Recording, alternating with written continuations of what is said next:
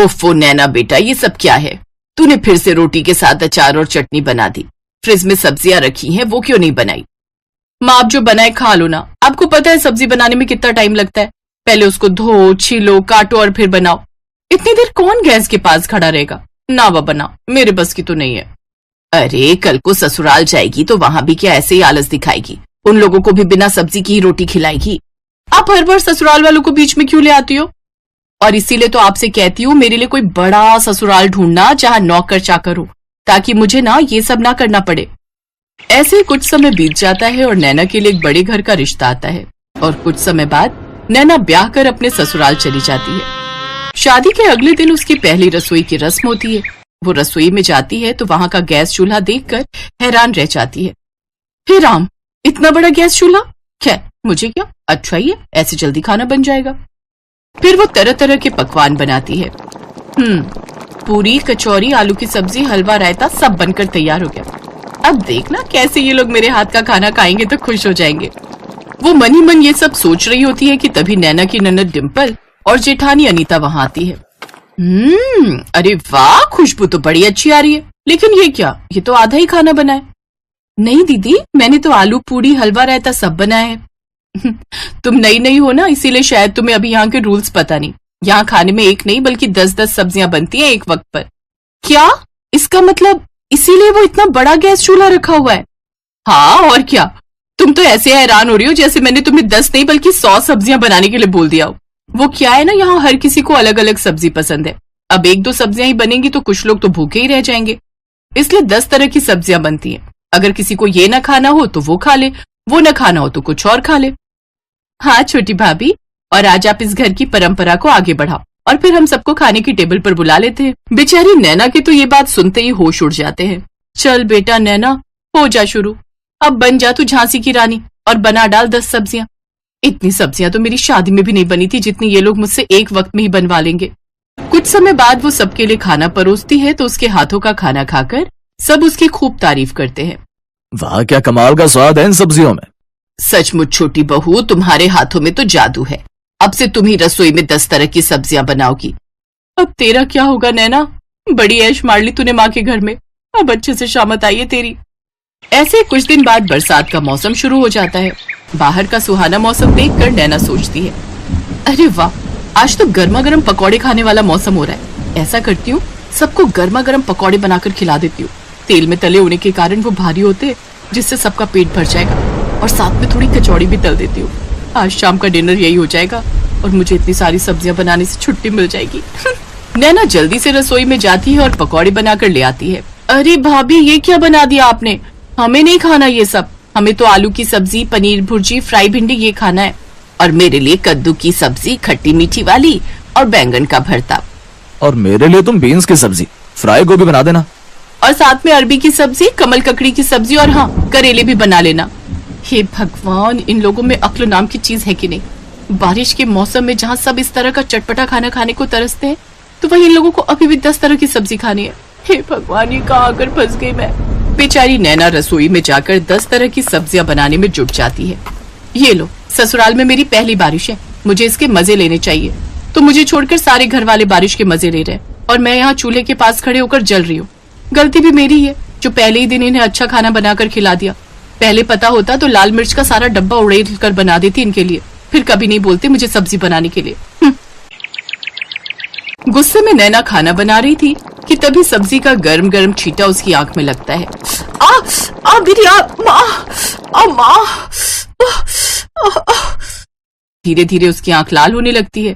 फिर रात को जब वो सोती है तो जलन के मारे उसे और तकलीफ होती है, जिस कारण वो ठीक से सो भी नहीं पाती। मेरी आंख। अरे नैना, ये तुम्हारी आंख में लालपन तो बढ़ते जा रहा है। मैं आई ड्रॉप डाल देता हूँ, उससे तुम्हें आराम मिलेगा। रौनक नैना की आंखों में आई ड्रॉप डाल देता है, जिससे वो चैन की नींद सो जाती है। लेकिन धीरे धीरे उसकी आंखों में जलन और दर्द बढ़ता जाता है। फिर ऐसे ही कुछ समय बीत जाता है। एक रोज अलग अलग तरह की 10 सब्जियां बनाकर तुम्हें परेशान हो जाती हूँ। घर में सब्जी भी नहीं है और बाहर बारिश भी तेज हो रही है। एक काम करती हूँ, आज आलू की अलग अलग तरह की 10 सब्जियां बना देती हूँ। वो आलू की अलग अलग तरह की सब्जियां जैसे दम आलू, आलू के गुटके, आलू की रसेदार सब्जी जैसी चीजें बनाकर तैयार कर लेती है, जिसे देख उसके ससुराल वाले नाक सिकोड़ते हुए कहते हैं, ये क्या बना डाला आलू की सब्जी, वो भी 10 तरीके से। मुझे ये नहीं खाना, मेरे लिए कुछ और बना कर ले आओ। लेकिन माँ जी आज घर में सब्जी खत्म हो गई थी, बाहर कल रात से लगातार बारिश हो रही है, इसलिए लेने भी नहीं जा सके। अच्छा ठीक है, लेकिन कल से जो भी हो हमें 10 तरह की सब्जियां ही खाने में चाहिए, वो भी अलग अलग तरह की, समझी। अपनी सास की बात सुनकर नैना को गुस्सा तो बहुत आता है, लेकिन फिर वो चुप रह जाती है। ऐसे ही 2 दिन और बीत जाते हैं। एक रोज, उफ, सुबह से आंख में दर्द हो रहा है, लेकिन इससे मेरे ससुराल वालों को क्या, उन्हें तो बस 10 सब्जियां खाने से मतलब है। हॉस्पिटल भी नहीं जा सकती, नहीं तो इनके लिए 10-10 सब्जियां कौन बनाएगा। मुझे तो लगता है मैं एक दिन 10 सब्जियां बनाते बनाते ही भगवान के पास पहुंच जाऊंगी। जैसे तैसे वो सब्जियां बनाती है, लेकिन एक आंख से ठीक से ना दिखने के कारण उससे या तो कोई सब्जी जल जाती या किसी में नमक मिर्च तेज हो जाता। लेकिन उसके ससुराल वाले उसका दुख समझने की बजाय सब्जी बनाने के लिए उसी को 10 तरह की बातें सुना देते हैं।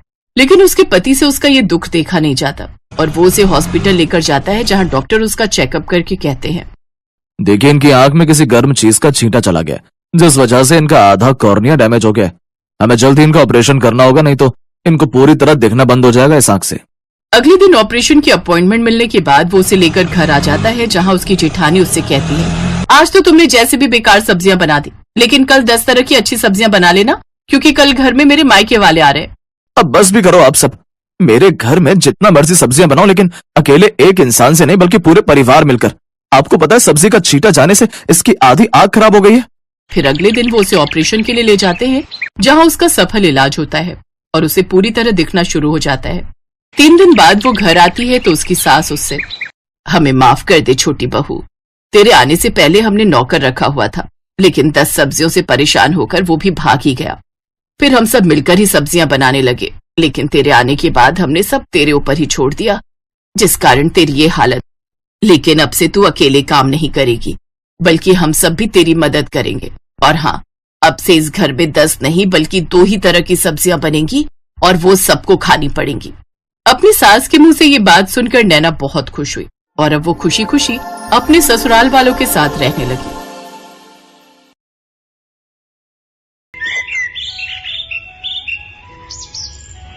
नूरपुर गांव में रहने वाली सीमा और अंकु 2 भाई बहन थे। वो बचपन से ही अनाथ थे। उनके माता पिता का देहांत कई साल पहले हो गया था। वो दोनों कूड़ा बिनने का काम करते थे। दीदी, बहुत दिन हो गए, कुछ अच्छा नहीं खाया, आज कुछ अच्छा सा खिला दो। बस इतनी सी बात, चलो मैं खिलाती हूँ। दोनों कल्लू हलवाई की दुकान पर गए और एक एक समोसा खाया। आज तो मजा ही आ गया दीदी, अगर ऐसा ही खाना रोज मिल जाए तो मजा ही आ जाए।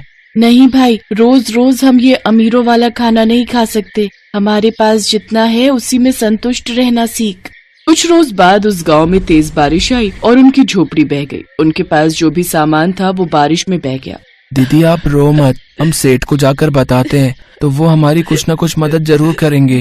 वो खड़ूस कहीं का सेठ, वो तो 1 नंबर का लालची है, भला वो हमारी क्या मदद करेगा। चलो तो दीदी एक बार हम उनको अपनी परेशानी बताते हैं। उनका सेठ बड़ा ही खड़ूस था। वो हमेशा उनको कबाड़ के बेहद ही कम पैसे देता था। कुछ देर बाद वो दोनों सेठ के घर पहुँचे और सीमा ने मालिक से कहा, सेठ जी कुछ पैसे चाहिए, खाना खाना है, बारिश में हमारा घर और सब सामान बह गया, हम जल्दी कबाड़ा बिनकर आपके पैसे लौटा देंगे। तभी सेठ की पत्नी उर्मिला भी वहाँ आ जाती है। उर्मिला बहुत ही बुरे स्वभाव की थी। पैसे क्या पेड़ पर उगते हैं? सेठानी जी आप जो कहोगे मैं करूँगी। मेरा छोटा भाई है, इसे लेकर मैं कहाँ जाऊँगी? आपकी दुकान के बाहर जो टिन का छप्पर है उसके नीचे ही रह लेंगे। ठीक है रह लेना, लेकिन दुकान के बाहर क्यों? यहाँ हमारे तबेले में रह लेना, लेकिन उसके बदले में तुम्हें मेरे घर का सारा काम करना होगा। रहने के साथ 2 वक्त की रोटी भी दूंगी तुम दोनों को। बोलो मंजूर है? ठीक है मालकिन, मुझे मंजूर है।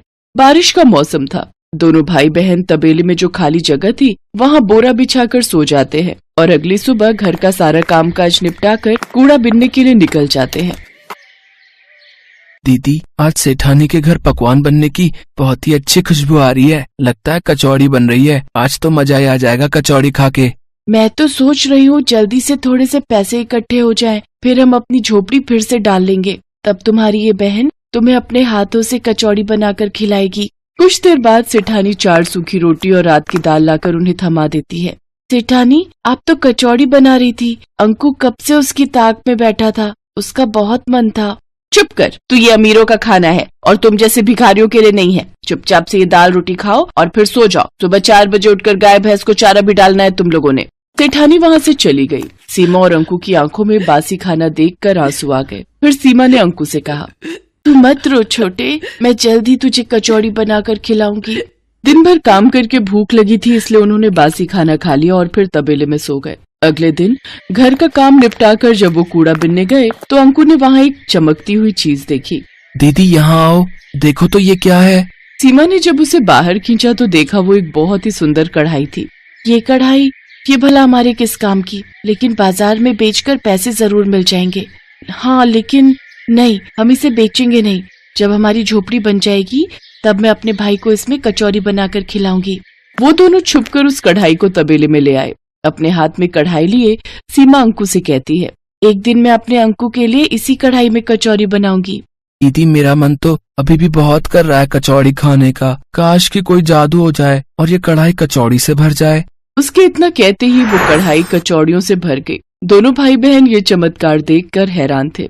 इसका मतलब ये कोई जादुई कढ़ाई है, इसीलिए इतना चमक रही है। मैं एक बार और कहती हूँ, काश की जल्दी से कोई जादू हो जाए और ये कढ़ाई मिठाई से भर जाए। उसी पल वो कढ़ाई मिठाई से भर जाती है। दीदी इसमें तो सचमुच मिठाई आ गई। मुझसे तो अब इंतजार नहीं हो रहा। सेठ सेठानी भी सो गए हैं। चलो अब जल्दी से ये खाना खा लेते हैं। उन दोनों ने सेठानी का दिया हुआ खाना भैंस को डाल दिया और पेट भरकर वो पकवान खाए। फिर उस कढ़ाई को ले जाकर तबेले में घास के नीचे छुपा दिया। जब भी उन दोनों को भूख लगती वो कढ़ाई से अपना मनचाहा खाना मांग लेते। साथ ही सेठानी का दिया हुआ बासी खाना गाय भैंस को डाल देते। अगले दिन उन दोनों की सेहत को देख सेठानी अपने कमरे में सेठ जी से कहती है, इन दोनों को तो मैं बासी खाना देती हूँ, फिर भला इनकी सेहत पर कोई असर क्यों नहीं हो रहा? ये दोनों तो दिन पर दिन फूलते ही जा रहे हैं। सही कहा भाग्यवान। मैं भी देख रहा हूँ कि कुछ दिनों से इनकी सेहत बहुत अच्छी हो गई है। कहीं ऐसा तो नहीं कि कबाड़ बीनते हुए इनके हाथ कोई खजाना लग गया हो। तुम इन पर नजर रखना शुरू कर दो। इसके बाद सेठानी ने उन पर नजर रखना शुरू कर दी और उसे उनकी उस जादुई कढ़ाई के बारे में पता चल गया। भाई आज जो तेरा मन है इस जादुई कढ़ाई से मांग ले। काश कि कोई जादू हो जाए और ये कढ़ाई मैगी से भर जाए। पल भर में ही वो कढ़ाई ढेर सारी मैगी से भर जाती है। दोनों भाई बहन बड़े मजे से उसे खाते हैं। अच्छा, तो ये वो जादुई कढ़ाई है जो इन गरीबों को अमीरों वाला खाना देती है। इससे तो मुझे चुराना ही होगा। अगले दिन मौका मिलते ही सेठानी ने वो कढ़ाई निकाल ली। देखो जी, ये उन बच्चों की सेहत का राज, ये जादुई कढ़ाई जिसे मैं चुरा लाई। अब देखो मैं तुम्हारे लिए गर्मा गर्म पकवान बनाती हूँ। ए जादुई कढ़ाई, अपना जादू दिखा और हमारे लिए बिरयानी बना दे। अरे वाह, ये तो कमाल हो गया। अब तो तुम्हें कभी खाना बनाना ही नहीं पड़ेगा। तुम्हारी मेहनत भी बचेगी और राशन पानी का खर्चा भी। बिरयानी खाकर तो सचमुच मजा ही आ गया। अब बस गर्मा गर्म दूध मिल जाए तो फिर तो मजा ही आ जाए। लो अभी लो, ए जादुई कढ़ाई, जल्दी से गर्मा गर्म दूध दे दे। गर्म दूध देख सेठानी ने कहा, ए जादुई कढ़ाई, हमारे यहाँ हमेशा ही गरम गरम दूध की नदियाँ बहती रहे।